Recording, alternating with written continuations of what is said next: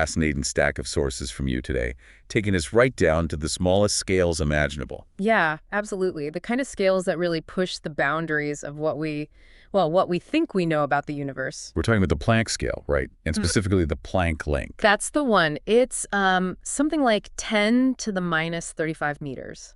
Just unbelievably tiny. It's where physics gets really weird. And your sources stress this isn't just, a measurement. It's seen as a fundamental limit. Exactly, a limit to our current understanding. It's the point where our two heavyweight theories, general relativity for the big stuff, gravity. And quantum field theory for the tiny particle world. Right. They just stop playing nicely together. They give different answers for what should happen down there. And that disagreement isn't just theoretical, is it? It creates a real practical problem if you actually try to look at that scale. The viewing problem, they call it. That's it.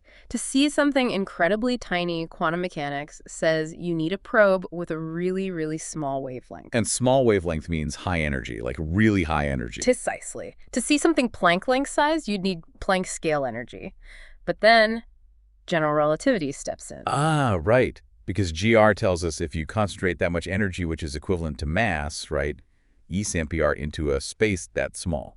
The prediction is it collapses. It forms a microscopic black hole. A black hole. From just trying to look at something, what does that actually mean for seeing what's there? Well, if the theory is right and a black hole forms, its event horizon traps everything. The probe's energy, any information about what it hit, it's gone, hidden. So you can't get any information back out. It's like the universe puts up a shield the moment you try to look too closely. Kind of, yeah.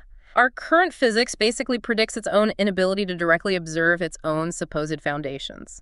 It's a paradox. Wow. Okay, so our best tools essentially prevent us from seeing the very scale they break down at. It's like, using a telescope to examine a microbe. The tool just isn't fit for purpose there. Precisely. The rules we rely on seem to conspire against us at that scale. Okay, so if direct viewing is, well, apparently off the table for now. Yeah. How do we learn anything? And that brings us to this really interesting line of reasoning you propose in your sources. Yes, the deductive approach. The idea being, maybe we don't need to see it directly. Maybe we can deduce what's going on down there. You drew this analogy using macroscopic materials, thinking about probabilities, like finding uranium atoms in a piece of uranium.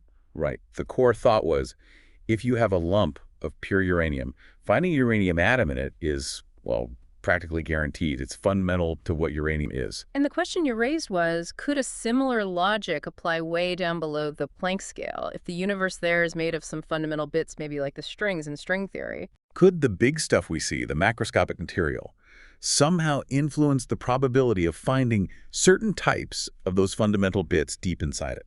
Like, could analyzing a chunk of uranium tell us something about the statistical likelihood of finding specific uranium-like fundamental constituents at the Planck scale within it? It's a really creative angle. Yeah. Trying to connect the very big to the very small, probabilistically. It is. And your sources dig into this analogy, which is where it gets, well, really illuminating. They explain why that intuition, based on our everyday scale, probably doesn't quite map onto the sub-Planck world, especially in the context of theories like string theory. And the reasons boil down to the scales involved and what these fundamental things are supposed to be. Exactly. First, the scale difference is just staggering. We're talking 10 eurometers for Planck length versus, 10 eurometers for an atom, or 10 euro for a nucleus. It's orders upon orders of magnitude. A huge gap. And then there's the nature of the proposed building blocks themselves. Right. Crucially, string theory, as described in your material, doesn't really work like that. It doesn't suggest there's a specific uranium string or a lead string or a carbon string. Oh, okay. So it's not like a tiny version of the periodic table down there. No, not the way it's currently understood. The idea is much more universal. There's supposedly just one kind of fundamental thing, this tiny vibrating string. One type of string for everything. And all the different elementary particles we know, electrons, quarks, photons, all of them, they're just different ways that this one type of string can vibrate. Like notes on a guitar string. Same string, different sounds. That's the common analogy, yeah. The vibration mode determines the particle properties we observe. Got it. So the string isn't the particle itself. Its vibration makes it appear as that particle. Precisely. And something like a uranium atom, well, that's not fundamental at all. It's a complex structure. It's made of protons and neutrons and electrons. Which are themselves made of quarks and electrons. Yeah.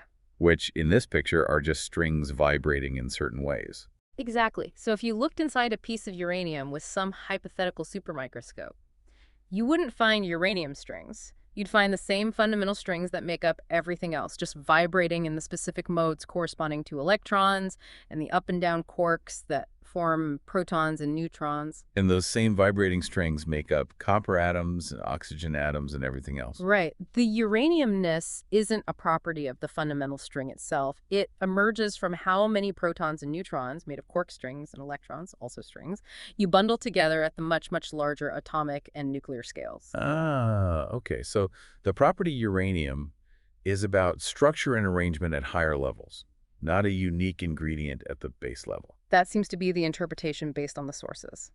The identity comes from the organization, not from element-specific building blocks way down at 10 LOE meters. So that specific analogy, finding uranium atoms in uranium, it doesn't quite carry over to finding specific elemental strings because, well, they aren't thought to exist like that, and the properties emerge much later, scale-wise. It seems so, which then leads back to the question, if that intuitive compositional analogy doesn't work because the physics down there is potentially so different, how do physicists actually try to probe beyond this Planck barrier based on the research you shared? Well, yeah, like we said, direct looking seems out. So the sources emphasize it's all about theory and looking for indirect evidence, like shadows almost. Correct. A huge part of it is developing new theories, models that can actually handle both gravity and quantum mechanics together at that scale without breaking down. We mentioned string theory earlier, those vibrating strings, maybe extra dimensions, things like that. And then there's loop quantum gravity, LQG. Yeah. Totally different idea. It suggests space and time themselves aren't smooth and continuous down there. But chunky, discrete, like pixels. Yeah, quantized, made of indivisible chunks or loops. That's one interpretation. Your sources also touch on other ideas like causal set theory, which also plays with discrete space-time. Wow, that's hard to visualize. Yeah. So these theories make predictions, presumably. They do. And then the search is on for any subtle, indirect signs of those predictions in the parts of the universe we can observe. Where would you even look for such subtle signs? Cosmology seems key in the sources. Definitely. The very early universe, just after the Big Bang, was incredibly energetic, maybe close to Planck conditions. So if physics was different then, it might have left faint imprints on how the universe expanded, or on the cosmic microwave background radiation that left over heat from the Big Bang. Looking for tiny anomalies in the CMB pattern, that sort of thing. Exactly. Or in the large-scale distribution of galaxies. And the particle physics experiments, too. Like the LHC. But you said they can't reach Planck energy. No, they can't reach it directly. But the sources explain these theories sometimes predict other things that might show up at lower energies that accelerators can reach. Maybe faint signs of extra dimensions, or perhaps new unexpected particles predicted by the theory. Okay, so not seeing the Planck scale itself, but seeing effects predicted by Planck scale theories. Precisely. Yeah. And there's one other area mentioned, looking for tiny, tiny cracks in our existing, well-tested laws of physics. Like what? Well, some of these theories suggest that maybe certain fundamental symmetries aren't perfectly exact. Like Lorentz invariance, the idea that the laws of physics, including the speed of light, are the same for everyone, no matter how they're moving steadily. You mean the speed of light might not be perfectly constant? Some theories allow for incredibly tiny variations, maybe dependent on energy. If we could ever detect such a minuscule violation, it would be huge news and could point towards new physics at the Planck scale. So it is deduction, in a way. Just not based on simple composition. It's based on building these incredibly complex mathematical theories and then hunting for their very subtle downstream consequences. That's a good way to put it. It's about constructing a self-consistent mathematical picture of the ultimate reality and then figuring out ingenious ways to test if that picture leaves any detectable traces, anywhere from the largest cosmic scales to the smallest particle interactions we can manage. Right.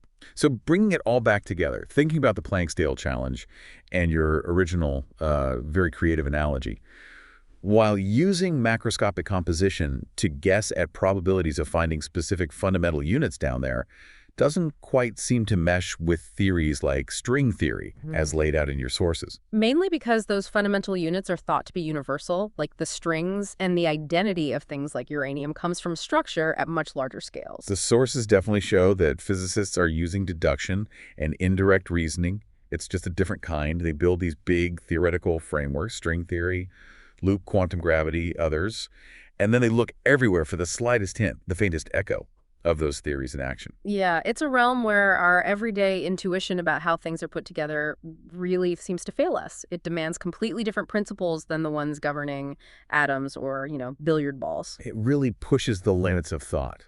And it leaves you with this final kind of mind-bending thought from the sources, doesn't it? Mm. If some of these theories are right, And space and time themselves aren't smooth at the bottom, but are actually granular, pixelated. What would that even mean for the continuous reality we experience? How could we ever find the proof?